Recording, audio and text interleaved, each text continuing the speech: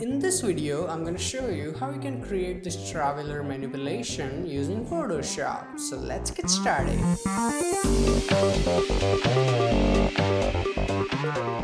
Hey, what's up guys, Dhruval here back with another video, and as you can see, this is the final output and there are a lot of layers and masking in this video. And as you can see, this is the background image and this is the model image, and we are also going to use this plain image for the background. So all of these images are from deviantart.com, and if you want to use any of them, the download link is in video description, so feel free to use it. So let's start by working on the background. Now first thing I want to do is I'm going to double click and unlock it. Now I want to flip the image, so I'm going to go and press Ctrl T, right click, and then I will select flip horizontal, and then I will go and confirm it. I want my sun to be here and model to be here, so that's why it has to match the lighting. The shadow is on this way, so this way it will be really easy to manage the lighting. Now first thing I'm gonna do is right click, and then I will select convert to smart object. And before we apply the next step, you have to make sure that your foreground color is black. You can press D key for the defaults or click on this icon. Now first thing I will do is double click here and select gradient overlay, and the gradient overlay, go to your gradient options and select foreground to transparent and hit OK. Then I will go and change my style to radial, and then I will go and reverse it so it's on the outside. And for the scaling, let's say 150 seems fine, or maybe a little less. And then I will put it exactly here like this, because the sun, the lighting is going on here, so that looks nice. And then I will reduce the opacity to, let's say, something like 80%. That seems good. And the change its blending mode to soft light. So if I turn it on enough, as you can see, this portion seems a bit darker, and you can reduce the scaling if you want. It's your choice. Then go and hit OK. Now it's time to add in that plane that we saw in the original file. So let's go and look at here. So this is the plane stock. Now cutting out this image is a little bit trickier. So here's how you have to do is, right, you double click on your background layer, hit OK. Now go to select here and select color range and select this blue color, and make sure your fuzziness is somewhere around like really good. The plane has to be completely black as much as possible, so I think 130 seems fine, and hit OK. Now you have to go and apply a layer mask from here. So as you can see, it has cut out the plane, but it's not visible because the mask is inverted. So I will select my mask and I will press Ctrl I. So as you can see, now the plane is visible and other area is not, but there is a little bit problem. I'm gonna hold down my Alt key and then I will click on this mask. As you can see here, there's a little bit of white area that we need to get rid of. So to do that, go to your image, adjustment, and select levels. Yes, you can apply your levels on layer mask. Then I will go and start decreasing the midtones so that white portion is gone, and then I will start increasing my highlights. So the missing area in the plane, as you can see, it will start to fill up. And now I'm gonna put this one here. You have to create as much contrast as possible, so that looks really nice, and hit OK. Now for the missing parts, you can just simply directly right click and make sure hardness is somewhere around 50%. I have selected my brush tool in my layer mask with white color. As you can see, it's white, and then just simply go and paint on your mask just like that. Here the plane is going to be really small in the background, so details doesn't have to be that good. So that looks really good. Now I am again gonna hold my Alt key and click. As you can see, now the plane looks much better.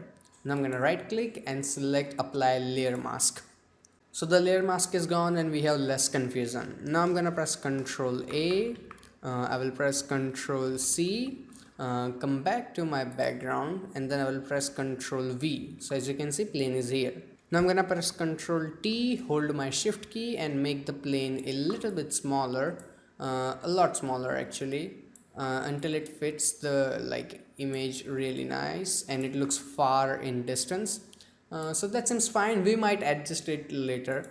So the plane and background is ready, and now let's focus on the model. So I'm gonna go here, and this is the model image. Now to cut her out, it's a really basic process I use in my every tutorial. So I'm gonna go and select my quick selection tool. It's on plus mode, and just go and make your brush a little bigger. I use my bracket keys to make it bigger, and then just go and make a selection of her. It's really easy as that. If you want to skip this part, the annotation is on, just go and skip to that mark. So as you can see, I'm just like making the selection as quick as possible. So that looks really nice, a little bit on the hair, and that is great. Now for the missing areas, I would recommend using magnetic lasso tool. So to do that, you have to go here, right click and select magnetic lasso tool, and it's on third number because I want to remove it. So I'm gonna go and make a selection of it. And when you want to confirm the selection, just come here and double click, so it will turn it into a selection. So that portion is gone, and I will do the same thing with the bag here. Now in the bag, we actually need to add the selection. So I will go and select the second option, and this way you can add the selection wherever you need.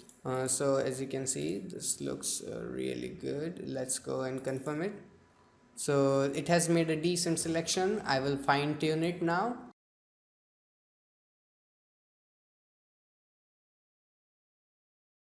So the basic selection is ready, and it's time to apply the layer mask. So I will go and click on this third option. So we have applied the layer mask. The background is cut.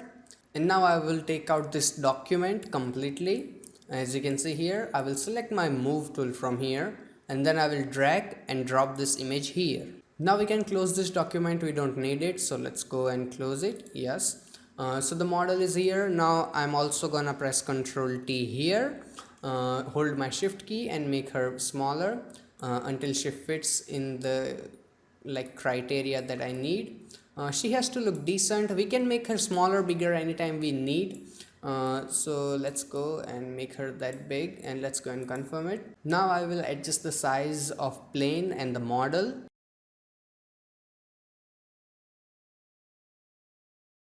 So the basic composition of the image is ready. Now it's time to adjusting the things. So first thing I want to do is add some blur in the background, so she stands out really good.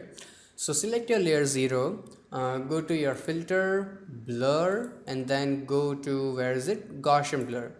In the Gaussian blur, I will go and select 5 pixel, and then go and hit OK. You can choose different numbers as per your taste. Now I'm gonna go and select my smart filter. As you can see, that's why I converted it into a smart object in the beginning. So select your smart filters here, select your brush tool, and I will select my black color. Now the problem is that the blur looks nice, but there cannot be blur on the ground here where her feet are. So I'm gonna make my brush bigger. As you can see, I'm using my bracket keys as I said. So I will paint with black color here. So now there is blur only in the background and not on the foreground where her legs are, right? So if you wanna paint it back, all you have to do is just paint with the white color, and then let's remove it a little bit with black color. So that looks nice, and I will apply the same blur on the plane. So I'm gonna select my plane. I will go to filter, blur, and then go to Gaussian blur, and the 5 pixel seems way too much, so I will turn it down to 3 pixel and then go and hit OK. Now I also want to adjust couple of things on the plane. So to do that, here is my plane image. I'm gonna create a new adjustment layer, and I will select curves. Now first thing I will do is click on this little button here. So it will clip mask it, and now when I increase my highlights from here, as you can see, it is only affecting the plane. If I turn it off, it affects entire image. I don't need that. So turn this on, and now it will only affect the plane, as you can see. So that looks really nice. Go and close it. Now I will create another adjustment layer from here, and this time I will select hue saturation. This time I want it to affect entire image under it, so I will just go and simply type -10. I'm trying to kill out some lighting in the image, so that looks nice, and yeah, that's great. Now the image is dark, but the sun is going to be here, so in that portion I will go and remove my effect. I will right click and make my hardness completely 0. Make sure to do that, and then I will go and remove it. So now if I turn it on and off, only this portion is like brighter and this area is darker, as you can see. So most of the work for the background is done, and now we can start focusing on the model. So let's go and select your layer 2, which is your model. So first thing I will like to do is select my model here, and I will make a copy of her, and I will press Ctrl J to make a copy, and then put this under everything, every freaking thing. Now double click here and name it backup, because we all know how much we like to screw up while working on a project. So this is a backup. You will not have to make a selection again. See, that's really helpful. So let's start working on the model, the backup we just created. So first thing is, let's go to image. Let me zoom in so you can see properly. Image, adjustment, and then I will go and select shadows and highlights. And as you can see, it doesn't look that good, but let's start working on the shadows first. Oops, sorry. On the highlights. So as you can see, I would like to keep down my highlights as much as possible. Sorry, control.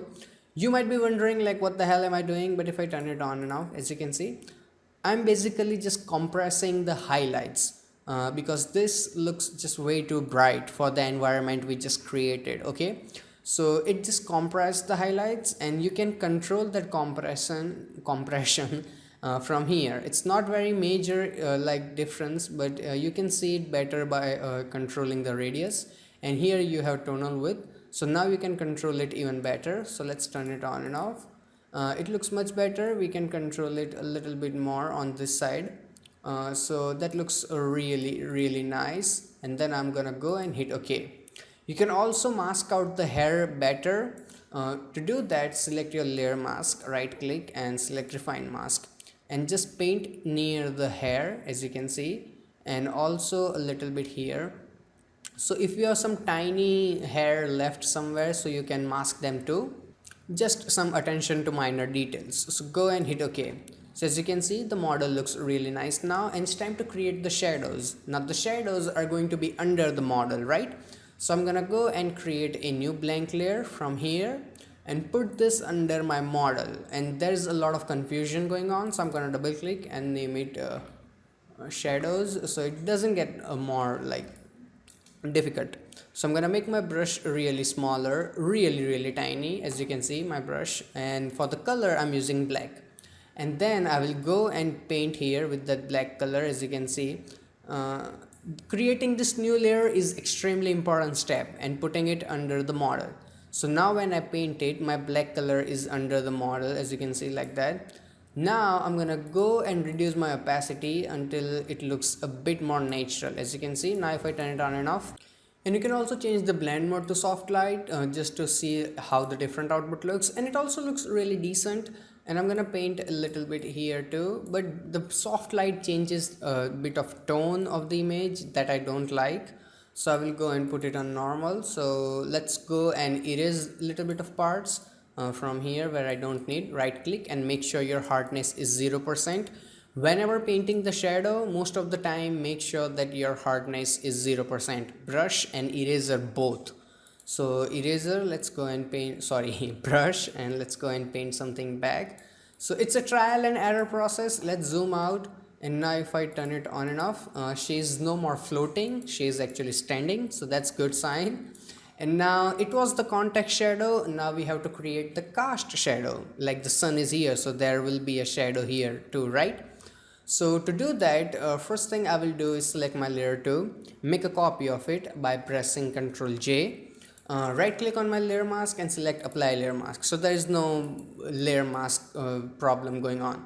Now I will go to my image, adjustment, hue saturation, and make my lightness to 0% and go and hit OK.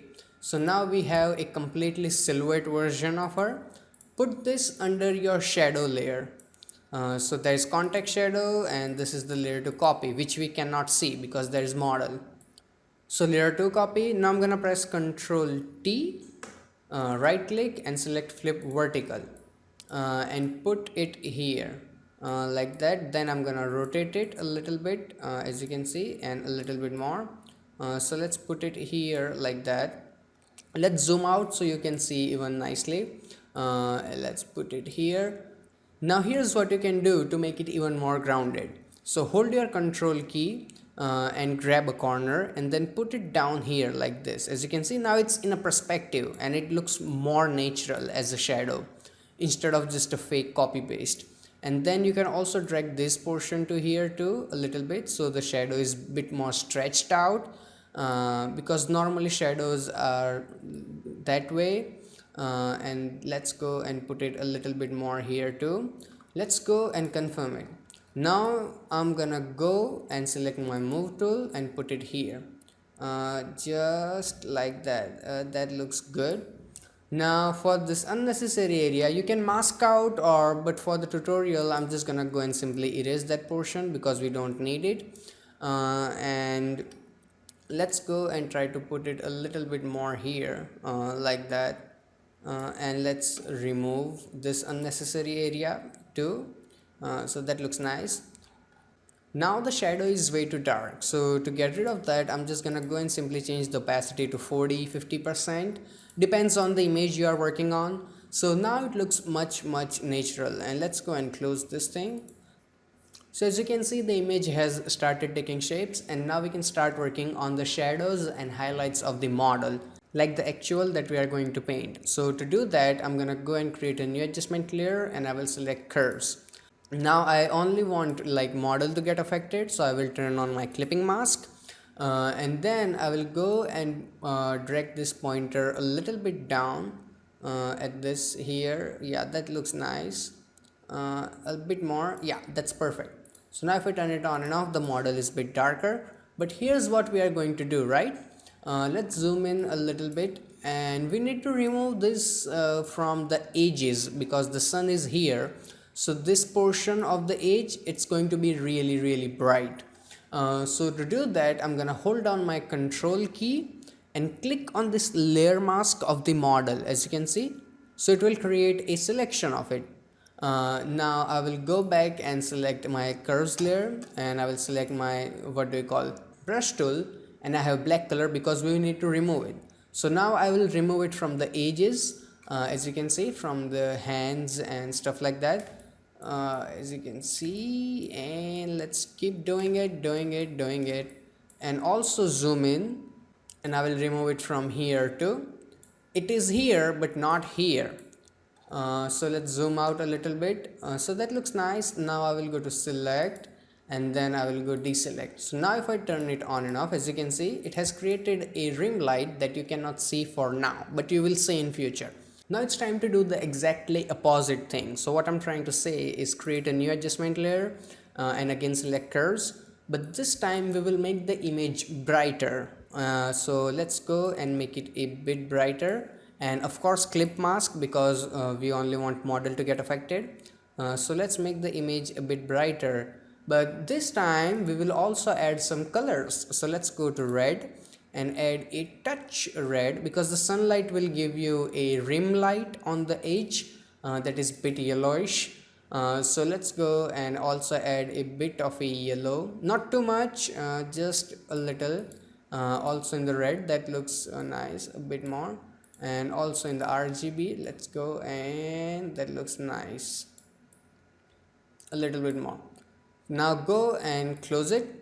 So now exactly like the last time, I will hold down my control key, click on this layer 2 thumbnail of my model mask so we can create the selection. Now go back to my layer 3 here, and this time we will remove it from the area where we made it darker.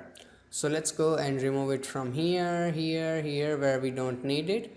I will keep a little bit on the edge of this box because that looks better when it's brighter. So that's one thing, and also remove it from here, not from the edges, okay, because that's where we need the rim light. I will remove it from here, but I will keep it here. And also I'm not expert in lighting or something, I just try my best to make it look good, nothing else. So let's go and remove it from here, like that, and remove it from here and a bit here. Maybe I will bring something back. You can paint with white color if you want to bring it back. So let's go and remove it here. So let's turn it on and off. And also I will add a little bit of here. So let's switch to white color. and let's paint it here. And you can also use your X key to flip between colors. It saves a lot of time. So let's go and paint it back. So let me zoom out now, and let's go to select, and then let's go to deselect. So let's turn it on and off. So as you can see, now it looks really nice, and we have started adding a bit more shape to the model. Now it's time to add the final adjustment layer for the model. So I will go and create a new adjustment layer and select hue saturation. Then I will go and clip it so we only affect the model. Now in the lightness I will add -10, so the model is a little bit darker, as you can see now. And we need to remove it from the edges. So we can also use the same mask we use for the curves, as you can see, where we made the rest of the area darker and this brighter. So to replace the mask, I will hold on my Alt key. Don't release your Alt key, and if you are on Apple, I think it's Option key. So hold your Alt key and drag this thing and put it on this mask. It will say, do you want to replace it? Say yes. So as you can see, now it also works like same way that this mask does. This mask, let's go turn this on, and as you can see, this mask. So this way you can save a lot of time. And also I'm gonna decrease its opacity a little because I think it's way too stronger, and also for the curves.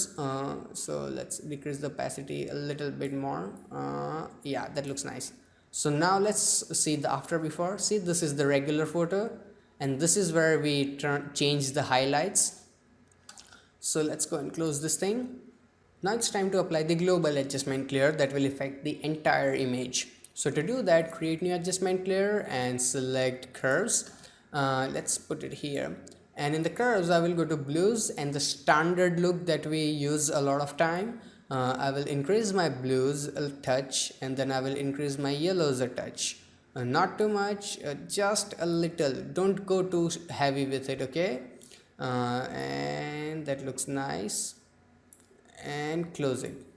You can also reduce the opacity a little bit if you think it's way too strong.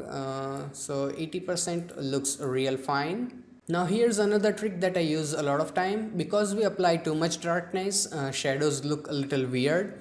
So for that, create new adjustment layer and select a solid color. Now instead of black color, you have to choose a color really close to black. As you can see now, this one. This is not black, this is black. So go and select this one.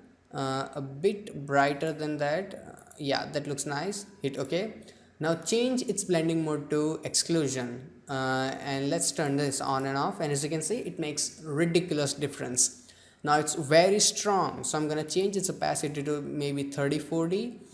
So let's look at 30%. Yeah, that looks really nice. Maybe I will increase the opacity a little bit more because that was way too weak. Yeah, that looks nice. Now it's time to create the actual lighting for what we prepared, all the shadows and highlights and everything. And actually this is the easiest part of the tutorial, to create the actual light. So create a new blank layer by clicking on this second last icon, and then make sure you have selected your brush tool, and my brush is, as you can see, it's really large. And for the color I have the code ready. So it's FFAD20, which is completely useless, to be honest. All you have to do is play around with some orange tone what sun has, and then go and hit OK. Now I will go and paint in here with that color. As you can see, my brush is completely soft, as you can see here, 0%. So that looks nice, and then I will go and change its opacity to screen. Now as you can see, we need to adjust the light a little bit because it's not even. To do that, I'm gonna press Ctrl T, and then first of all let's stretch it a little so there is a little bit of haze on her face, and then I will move it here, stretch a bit more and move it here, and also I will move it a bit on top. So let's go and confirm it. So let's go and turn it on and off. Yeah, now it looks much better. You can use your move tool and adjust it all day, and you probably will. So that looks really nice, but it is still a little strong. So I will go and adjust the opacity a little bit so it doesn't overkill. That's nice, and you can change it anytime. And now it's time to apply a overall gradient, and before that I want to make sure that my foreground color is black. I will create a new adjustment layer and select gradient. And I have this foreground to transparent, just the same way we used for the background. change it to radial and put this black part exactly here where the light is, and now I'm gonna reverse it so that's bright and rest of the area is not. And for the scaling I have 175. Go and hit OK. You can change the scale if you want, and then change its blending mode to soft light, and then I will change its opacity to somewhere around 40 to 50%. So 47%, yeah, that looks really good. Gives it decent contrast and some vignetting that we need. Maybe it's a little too strong, so let's go and turn down the opacity so it doesn't look weird. Yeah, so 30% also looks really nice. And then I'm gonna go and create another adjustment layer, and this time I'm gonna go and select hue saturation. Now the first thing I want to do is increase the lightness to balance the dark shadows. So I'm gonna go and enter 8. You can use your numbers, okay, don't follow me blindly. And then I will increase the saturation to somewhere around like 20 or something. Yeah, that looks cool. You can control the lightness a bit more if you want. Yeah, that looks great. And then I also changed the hue a little. I can see it in my file, but it doesn't make big of a difference, so these are the exact numbers if you need. So let's see, this is like the game changer. This makes like ridiculous amount of changes. And one thing I want to do is create a new adjustment layer and select vibrance. Now because we added that hue saturation layer, it looks a bit more hazy than I need. So I will go and increase my vibrance now. Now this is overkill, like this is ridiculous. So first of all go to 100 and then start coming back somewhere like this, 30-40%. Let's go and close it. So let's turn this on and off, and let's make it a bit more colorful. The colorful is like what look do you need, like so it depends totally on that. So as you can see, the final output is ready, and it's time for the best part, which is the after before. So to do that, let's go and close this thing. So this is the image that we started with, and this is the final output that we created. So I really hope that you guys learned something, and if you did, hit that like button. And if you have any kind of questions or suggestions, please feel free to ask me in the comment section below.